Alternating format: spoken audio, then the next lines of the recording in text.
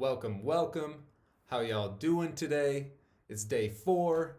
Thanks for sticking with me because I've got some feedback that I got some things to work on. 1, I'm being too long-winded, so I'm going to try to stick to 9 minutes today. 2, there needs to be more interaction. Not so much time just looking at PowerPoint slides. So I'm going to work on both of those today. Let's get into it. Now, remember, today we're talking about epidemiology in relation to Pueyo's article, Coronavirus, Why You Must Act Now. On this front, I want to be really straightforward with you here. I know way less about epidemiology than I know about the other things we've been talking about here. But I'm going to try my best and stick to the things I think I can do well. So, epidemiology is the study of the distribution and determinants of diseases within human populations. And if we look at a popular text on epidemiology, we see that the primary goal of epidemiologists is to understand and control illnesses. But to prevent those illnesses, healthcare providers must be able both to identify persons who, because of personal characteristics or because of their environments, are at high risk, and to intervene to reduce that risk. So if we think about epidemiology in relation to COVID-19, we're talking about identifying folks who are high risk for COVID-19 and taking precautions to reduce that risk. On this front, we found that people who are over 60, people with heart disease, people with lung disease, and people with diabetes are those whose risk is highest, and that's exactly what this social distancing is aimed at doing, reducing that risk. Now, I'm guessing if you want less PowerPoint slides, that means you want fewer charts, but there are a couple more charts from Pueyo we've got to look at.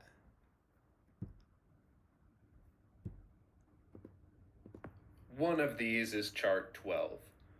Chart 12 shows us the fatality rate for COVID-19 in a number of different nations.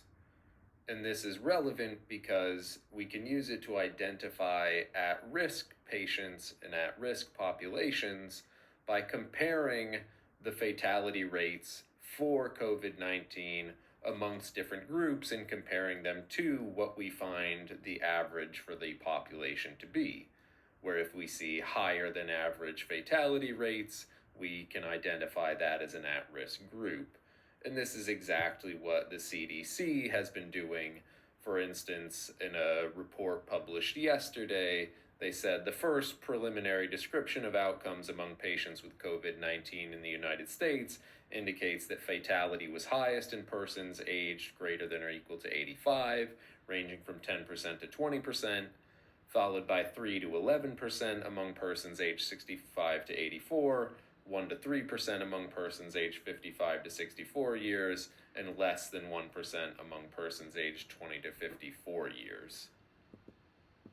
One complicating factor for epidemiologists that Pueyo discusses that I wanted to just draw your attention to is that there's multiple different ways that we can measure fatality rates. Generally, for fatality rates, we want to look at the number of deaths compared to the number of cases, but we could be comparing the number of deaths to the total number of cases there's been, or we can be comparing the deaths to the total number of closed cases. And this is something that Pueyo has an interesting way of dealing with. And the last chart of Pueyo's I'll point you to here is chart 17b. And this highlights one of the important aspects of epidemiologists' work.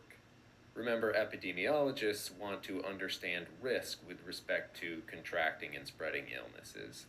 And one of the things that's really important in identifying that is people's environments, things that are actually outside of their control. So one of the things that's been discussed on this front with respect to COVID-19 fatality rates is how many hospital beds do people have compared to the population of their country here. And this is an important determining factor in how well different areas will be able to deal with COVID-19. Now, you might be asking yourself, why in the world am I bothering to talk about epidemiology if I don't know much about epidemiology? And this is something I'll address in greater detail in tomorrow's video, but I did just want to point out the fact that there is one area of my work that connects to epidemiology nicely, and that's through my interest in residential segregation. So when we talk about residential segregation, we're talking about the physical separation of living spaces for people from different identity groups. And we can talk about residential segregation along many different social identities.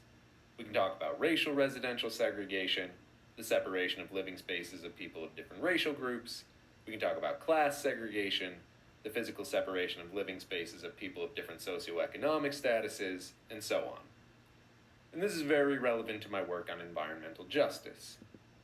So when we're looking at environmental justice, we're looking into which principles and practices are needed to achieve a fair distribution of environmental burdens and environmental benefits. And one of the sad facts we run into as soon as we start looking at environmental justice issues is that there's rampant environmental racism and environmental classism in the United States. That is, in communities of color and poor communities, we find a societal distribution of far too many environmental burdens and far too few environmental benefits. And since you can't have environmental injustice faced by communities of color and poor communities unless you have segregated communities of color and segregated poor communities in the first place, we see that the study of residential segregation and the study of environmental justice are linked up clearly. Furthermore, some of these environmental justice issues connect up with health issues like the ones we've been discussing quite quickly. For instance, in a paper by Williams and Collins, which is foundational to the work that I do, the primary conclusion found was that it's racial residential segregation that's a fundamental cause of the racial disparities in health we find in the United States. So rather than these health differences being about differences in the individual people at all, we see these are about social differences in their environments. That is, differences that were imposed by social forces. Importantly, one of the other things we find in this Williams and Collins paper is empirical studies which show the causal mechanisms which lead these social forces to ultimately end up in health disparities. Their basic idea is that we've had hundreds of years of racist policies and practices in the United States which have led to residential segregation. And then where we live impacts what educational and employment opportunities we've had, which then impacts our socioeconomic status, which then impacts the amount of burdens we find ourselves subjected to, but importantly also influences what environmental benefits we have access to. Do you have access to quality health care? Do you have access to healthy foods? And differences on these fronts ultimately lead to these health disparities. So this is another thing we need to be concerned about in this crisis. It's not just a crisis which will impact everyone, but it's a crisis that will impact everyone at different levels and will likely fall on already marginalized communities the most, and this is something I really want us to think about going forward. Now, I know I'm reaching my time limit, but stick with me for one more minute, because I'm guessing the thing you might have liked about these videos the most is the musical suggestions I'm giving you. So I've got a song here that I think connects up nicely with the things I've just been talking about. And again, this is from a group that involves my favorite MC, Mr. Liff. And this time, I'm going to give you a little something of a duet between he and I.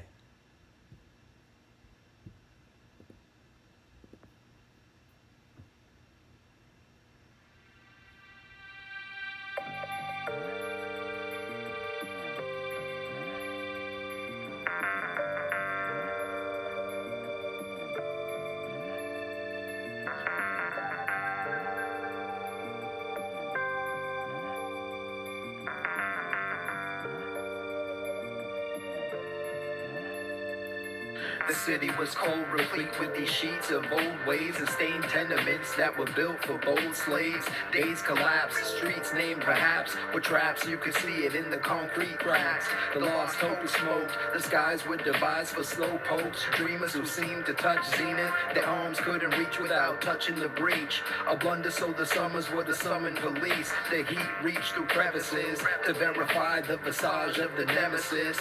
No blemishes to find on this intricate design. inside. An odd no-brainer, the container was the mind. The poverty-stricken victims produced the paint for the portrait. So humble yet the struggle was sold and went corporate. It hit the world stage and got celebrated. This odd mix of love and hatred, the Ghetto Matrix. It's on you, it's your mind, it's a complex plan that keeps us confined.